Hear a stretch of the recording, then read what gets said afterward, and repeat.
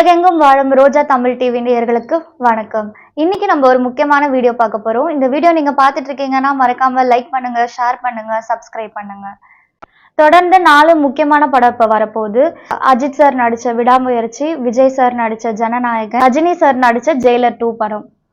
So இதை பத்தி பேசுறதுக்கு நம்ம கூட யார் இருக்கான்னு பாத்தீங்கன்னா ரெபல் ரவி சார் இருக்காரு. வணக்கம் சார். இவரை பத்தி சொல்லணும்னா இவர் 40 இயர்ஸா சினி இண்டஸ்ட்ரியில ஒர்க் பண்ணிட்டு இருக்காரு. அது மட்டும் இல்லாம பெரிய பெரிய celebrities Rajini sir, Kamal sir, Vijay sir, Ajith sir கூட எல்லாம் ஒர்க் பண்ணியிருக்காரு. Senior journalist and also a technician. Sir இப்போ 4 படம் வரப்போகுது இந்த வருஷம். ஸோ இதை பத்தி நீங்க என்ன நினைக்கிறீங்க? மக்கள் கிட்ட எந்த படம் நல்லா ரீச் கொடுக்கும்னு நினைக்கிறீங்க? Very good question. இப்போ என்னன்னா இதுல இன்னைக்கு ஒரு ரீசெண்டாக ஒரு இன்டர்வியூ ஒன்று பார்த்தேன். அதில் பிரதீப் ரங்கநாதன் இருக்கார் இல்லையா, அவர் கோமாளி படம் பண்ணவர், லவ் டுடே பண்ணவர், அவரோட டிராகன் வருது. அவர் ஒரு பாயிண்ட் சொல்லியிருக்காரு. அவர் சொல்றாரு, என்னோட படத்துக்கு இந்த படத்தை நான் ஒரு ஃபேமிலி படமா பண்ணிக்கிட்டு இருக்கேன். எனக்குன்னு ஒரு ஆடியன்ஸ் இருக்குது. ஆனால் அது ஃபேமிலி படமா பண்றப்ப என்ன ஆகும்னா, ஃபர்ஸ்ட் 3 days என்னோட ட்ரெய்லரையும் என்னோட டீசரையும் பார்த்துட்டு first 3 days 2K kids fill பண்ணிடுவாங்க. 3 நாள் என் படம் ஹவுஸ்ஃபுல்லாக ஓடிடும். 4வது நாள்லேருந்து ஃபேமிலிக்கு போயிடும். ஃபேமிலி பிக்கப் பண்ணிட்டு என் படம் ஓடிடும். ஒரு முக்கியமான பாயிண்ட்டை ரைஸ் பண்ணுது. இப்போ இந்த முதல் 3 நாள் இருக்கு இல்லையா, எந்த படம் ரிலீஸ் ஆனால் முதல் 3 நாள் வெறும் 2K கிட்ஸ் தான் படத்தை பார்க்குறாங்க அப்படிங்கிற மாதிரி ஒரு ஜென்ரல் பர்செப்ஷன் இருக்கு. எல்லாருமே நினைச்சுக்கிட்டு இருக்காங்க.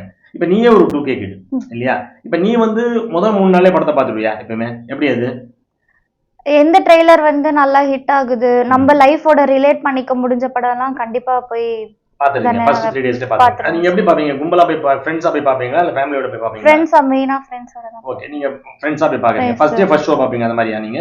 ஆமா சார், ஃபர்ஸ்ட் டே போயிடுவோம். ஓகே, இப்போ நீங்க பிரதீப்போட கோமாளியும் படம் பாத்தீங்க, லவ் டுடேயும் படம் பாத்தீங்க இல்லையா? சோ அந்த படத்துல உங்களுக்கு அவர் உங்களோட 2K கிட்ஸ்க்கு ஒரு அட்ரஸ் பண்ற மாதிரி உங்களுக்கு தோணுதா? ஆமா சார். ஓகே, அதே மாதிரி மத்த படங்கள்லாம் உங்களுக்கு என்னன்னு தோணுது? இப்ப ரஜினி சாரோட படங்கள் இருக்கு இல்லையா, இப்ப ஜெயிலர் வந்தது. இப்ப ஜெயிலர் 2 ட்ரெய்லர் டீசர் எல்லாம் பாத்துருப்பீங்க. ஜனநாயகன் அவங்க ஃபர்ஸ்ட் லுக் கொடுத்துட்டாங்க பாத்தீங்க. விடாமுயற்சி ட்ரெய்லர் பாத்துட்டீங்க. இப்ப இந்த படங்கள் நீங்க எந்த படத்தை சூஸ் பண்ணுவீங்க பாக்குறதுக்கு? ஜெனரலா 2K கிட்ட என்டர்டெயின்மெண்ட் எதுல இருக்கோ, எது லைஃபோட ரிலேட் பண்ணிக்க முடியுதோ அந்த மாதிரி படத்தை தான் நீங்க பாக்குறீங்க. இப்ப நான் ஒரு ஃபிலிம் அனலிஸ்டா நான் சொல்றேன். இப்ப என்னன்னா இது ஒரு பெர்செப்ஷன். இது இந்த படத்தை எல்லாருமே first day first show 2K kids தான் பார்ப்பாங்க அப்படிங்கிற ஒரு பெர்செப்ஷன், அவ்வளவுதான். ஆனால் அது உண்மை அல்ல. நான் எல்லா தேட்டரும் போய் பார்க்குறேன். ஃபர்ஸ்ட் டே ஃபர்ஸ்ட் ஷோ எல்லா தேட்டரும் போய் பார்க்குறேன்.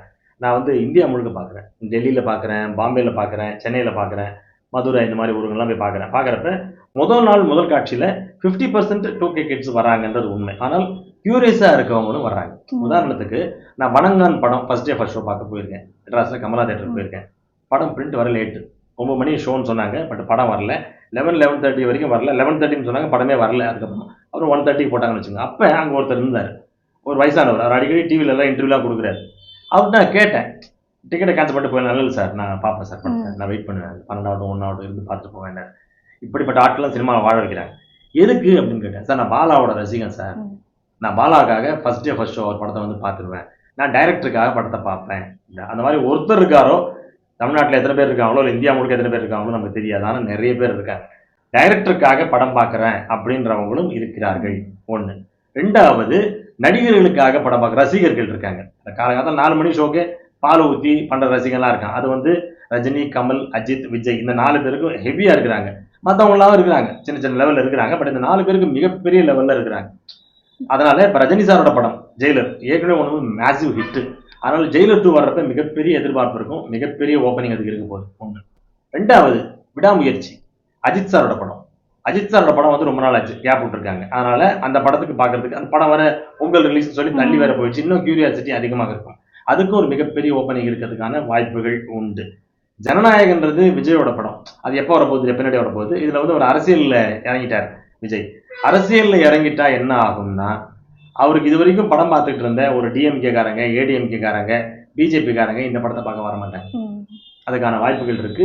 அதுக்காக ஜனநாயகன் இந்த 4 படங்கள்ல கொஞ்சம் கம்மியான ஓப்பனிங் தான் ஆகுன்றது நான் நினைக்கிறேன். கால்குலேஷன் படி பார்த்தா அவருக்கு இருக்கிற ஹார்ட் கோர் ரசிகர்கள் வருவார்கள். ஆனா அவன் கட்சிக்காரன் தான் வரமாட்டான். முன்னாடி எல்லாருமே அந்த ஓப்பனா இருந்தாங்க. இப்போ அஜித்துக்கு எல்லா கட்சிக்காரனும் வருவான். டிஎம்கே, பிஜேபி, காங்கிரஸ் எல்லாருமே வருவாங்க. ஆனா இப்ப விஜய்க்கு டிஎம்கே காரங்க வரமாட்டாங்க, ஏடிஎம்கே காரங்க வரமாட்டாங்க, பிஜேபி காங்கிரஸ் காரங்க வரமாட்டாங்க. அப்போ அது ஒரு பின்னடைவு ஆகும். விஜயோட படத்தோட ஓப்பனிங் கம்மியாக தான் நிச்சயமாக இருக்கும். அது இல்லாம ஜனநாயகன் அப்படின்னு பேர் வச்சிருக்காரு. அது அரசியல் பேர் மாதிரி தான் இருக்கு. அதுல நான் ஆணையிட்டாலும் சாட்டை எடுத்து எம்ஜிஆர் மாதிரி அவர் வேற போஸ்ட் பண்ணியிருக்காரு. ஸோ இது எம்ஜிஆர் மாதிரி தன்னோட அரசியல் நிலை எதிர்பார்த்ததுக்காக எதிர்க்கட்சிக்காரர்கள் அந்த படத்தை 100% புறக்கணிப்பார்கள். அதனால அந்த படத்துக்கு மிகப்பெரிய ஓப்பனிங் இருக்கிறதுக்கான வாய்ப்புகள் மிகவும் குறைவு. ஒரு விஜய் படத்தை ஒதுக்கி வச்சிருவோம். அஜித்தோட படம் நான் சொன்னேன், இப்ப அஜித்தோட ஓப்பனிங் எக்ஸ்ட்ராடனரியா இருக்கிறதுக்கான வாய்ப்புகள் மிக அதிகம். ஜெயிலர் 2வோட இதுவும் நல்லா இருக்கும், எக்ஸ்பெக்டேஷன் பிரமாதமா இருக்கும். ஏன்னா Jailer 1 was a massive hit. அதனால அதுல வந்து பார்ப்பாங்க. அது வந்து ட்ரெய்லரும் ஃபென்டாஸ்டிக்கா இருந்தது. ட்ரெய்லர் பாத்தீங்க இல்லையா நீங்க? Yes, Jailer sir. பிரில்லியண்டா இருக்கு. அதுக்கும் ஓப்பனிங் இருக்கிறதுக்கான வாய்ப்புகள் மிக அதிகமா இருக்கிறது.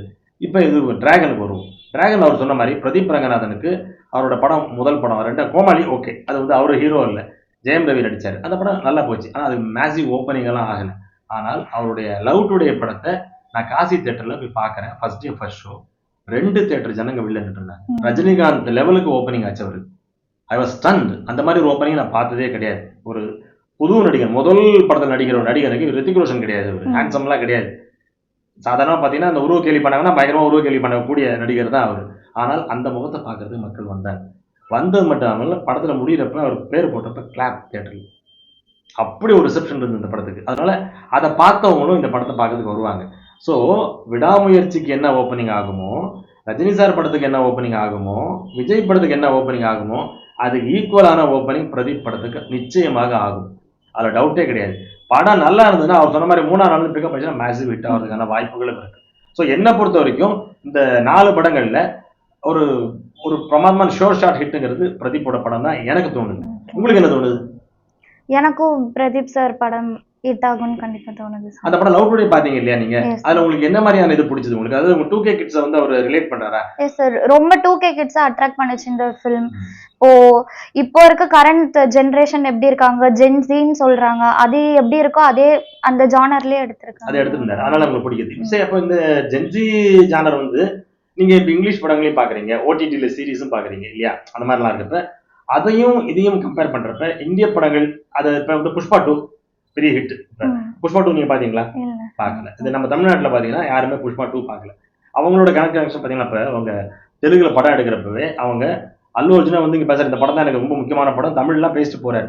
அப்படி இருந்தும் கூட புஷ்பா 2 வந்து பெருசா இங்க ஓப்பனிங் ஆகல, பெருசா போகவும் இல்லை, கலெக்டும் பண்ணல.